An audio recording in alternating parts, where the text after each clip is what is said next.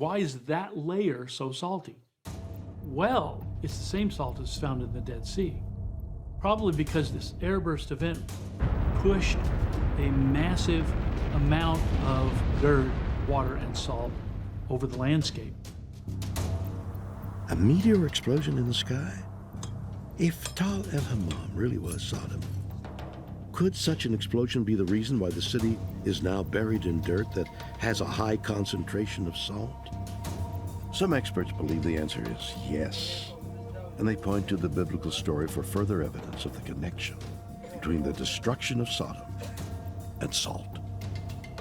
The story of Sodom essentially picks up in Genesis 19, where you have these two angels that look like men who travel down to visit Lot, who's living down in Sodom. And Lot shows them tremendous hospitality.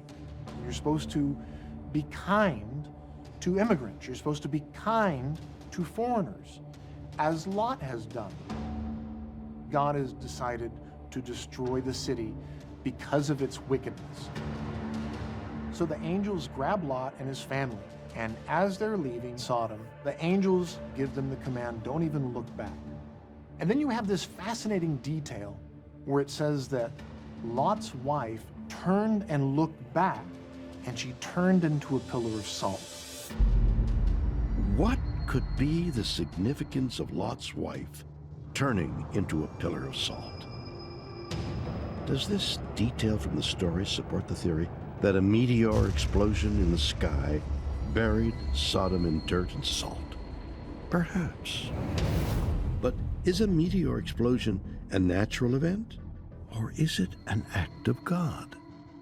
There's been a lot of question about fire and brimstone coming down from the heavens, right? This is one of these unexplained mysteries.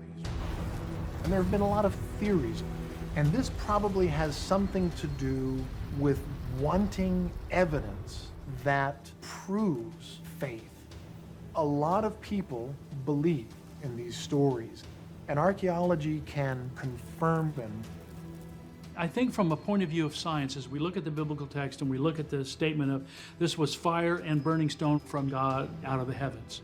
If such an event actually occurred, would it have left some evidences around? Well, of course, yes. That's all confirmed by the science. Now, science can't tell me one way or the other whether it's an act of God, but the event is confirmed.